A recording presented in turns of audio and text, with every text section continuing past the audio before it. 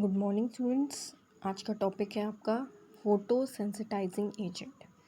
Unit 5 का ये second topic है। इससे पहले हम पढ़ चुके हैं नेचुरल एलर्जेंस।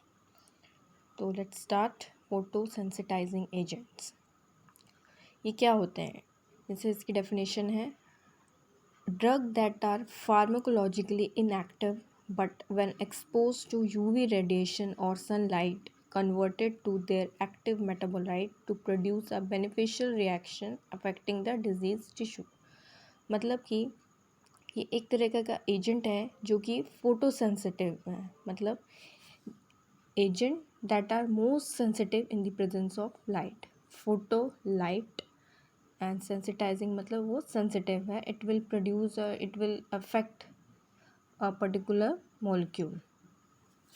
और इसकी एक दूसरी डेफिनेशन भी हम समझ सकते हैं, a drug used in photodynamic therapy when absorb by cancer cells and expose to light the drug becomes active and kills the cancer cell.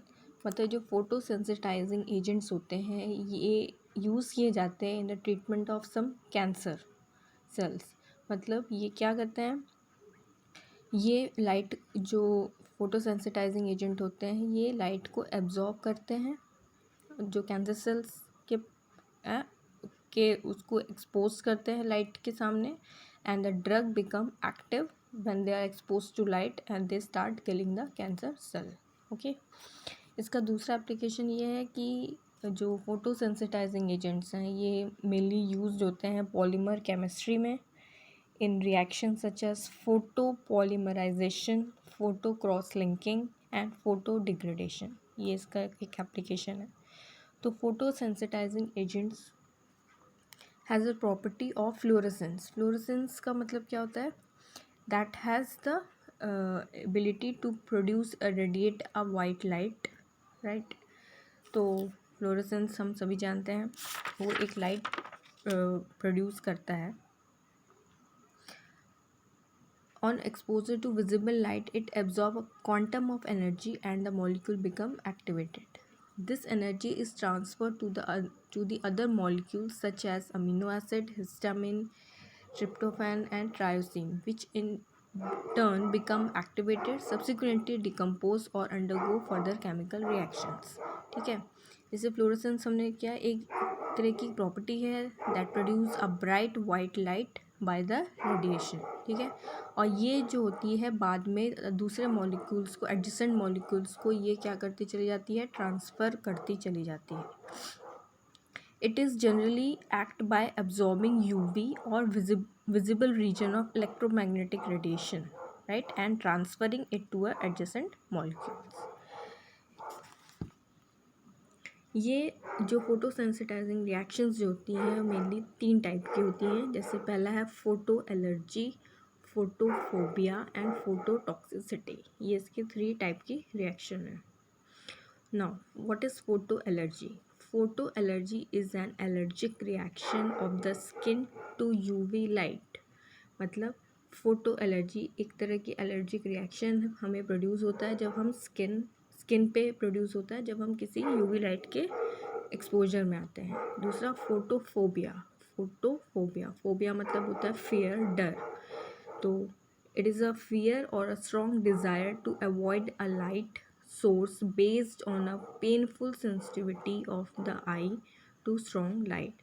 मतलब जैसे ही हम किसी लाइट के सामने आते हैं, पहली बात तो फोबिया है तो हम आना ही नहीं चाहेंगे। We have that fear to expose ourselves in the front of light.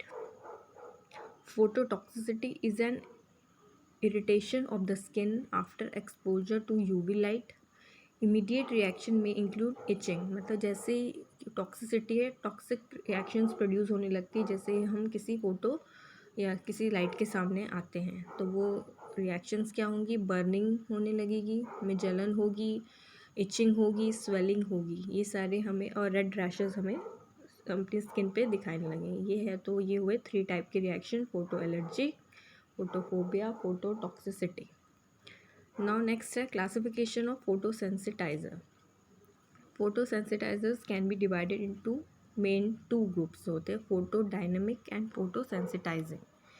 तो फोटोडायनेमिक क्या होता है? Photodynamic agents require oxygen for their action. This group include photodynamic dyes, hypericin, phagoprin and etc. मतलब मेनली जो photo dynamic and photo sensitising, ये दो तरह की जो मेन क्लासिफिकेशन है, इन दोनों में डिफरेंस है, जो कि एक में ऑक्सीजन रिक्वायर होगी और दूसरे में नहीं होगी. जैसे मेनली इनके दो स्लाइड में शो किया गया है. जो फोटो डायनेमिक हैं require oxygen for their action, मतलब ये फोटो डायनेमिक में हमें ऑक्सीजन की रिक्वायरमेंट होगी और फोटो सेंसिटाइजिंग में इसकी रिक्वायरमेंट नहीं होगी. फोटो सेंसिटाइजिंग का इफ़ेक्ट क्या होगा? जब हम ये रिएक्शन होगी तो उस टाइम हमें कैसे ये अफेक्ट करेगा? It will produce arrhythmia produced by the appear immediately after irradiation and disappears fuel. मतलब जैसे ही हम लाइट के सामने आएंगे तो एरिथमिया क्या होता है कि स्किन पे हमें रेड रैशेस या रेड कलर के स्मॉल स्किन जो हमारी रेडिश होने लगती है. और एरिथमिया प्रोड्यूस बाय, इसमें क्या होता है नेक्स्ट में ये प्रोड्यूस होता है बहुत लॉन्ग टाइम के लिए और लास्ट फॉर सेवरल डेज. और इसमें ये फोटोडायनेमिक इट विल जो प्रोड्यूस होगा फॉर शॉर्ट ड्यूरेशन. नेक्स्ट है the decrease in temperature of irradiation inhibits photosensitising effect. Temperature of irradiation has no effect on the activity of the dose. मतलब एक में photodynamic में जैसे टेम्परेचर आप decrease करते हैं इसकी इरेडिएशन इनहिबिट उसमें आपका इफेक्ट शो होगा और इसमें इसका कोई इफेक्ट टेम्परेचर का कोई भी असर इस पर नहीं होगा. एक न्यूज़ आई थी कि इन फरवरी 2019 एक मेडिकल साइंटिस्ट ने अनाउंस किया था कि इरेडियम जो होता है वो जब एल्बुमिन के साथ रिएक्ट होता है, iridium when attached to albumin it create a photosynthesised molecule. वो एक फोटोसिंथेसाइज्ड मॉलिक्यूल क्या बनाता है? That penetrate a cancer cell and after being irradiated with light photodynamic process destroy the cancer cell. मतलब उन साइंटिस्ट ने ये देखा कि जो हम इरेडियम जब एल्बुमिन के साथ रिएक्ट करता है तो एक फोटोसिंथेसाइजिंग मॉलिक्यूल प्रोड्यूस करता है और वो मॉलिक्यूल उस कैंसर को क्या करता है? किल करने में हेल्प करता है विद द फोटोडायनेमिक प्रोसेस. तो और एक फोटोसिंथेसाइजिंग एजेंट इन थेरेपी जो यूज़ की जा रही है कि it is use in the treatment of vitiligo disease. Vitiligo disease आजकल ये बहुत कॉमन हो चुका है. जैसे कि हम देखते हैं कि वाइट पैचेस स्किन पे पूरी बॉडी पे लोगों के होने लगते हैं. जो वो इसलिए होता है क्योंकि जो स्किन का जो मेलानिन प्रोड्यूस करने की जो कैपेसिटी हो जाती है कम. Loss of skin colour in जो होता है हम प्रोड्यूस होने लगता है. It occurs due to the pigment. It occurs when a pigment producing cell dies or stop functioning. जो पिगमेंट हमारा मेलानिन प्रोड्यूस करने की जो सेल्स के पास जो कैपेसिटी होती है वो क्या हो जाती है? वो कम होने लगती है और ख़त्म हो जाती है, जिसकी वजह से हमारी बॉडी पे वाइट पैचेस जो होते हैं प्रोड्यूस होने लगते हैं.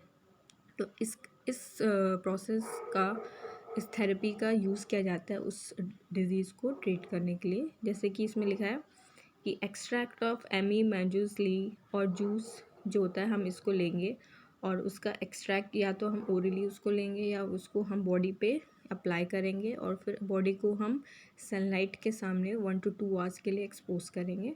Then a development of strong brown colour after 2 days. धीरे धीरे आफ्टर 2 डेज हम देखेंगे क्या कि हमारे उस वाइट पैचेस के ऊपर ब्राउन कलर का लेयर आने लगी है.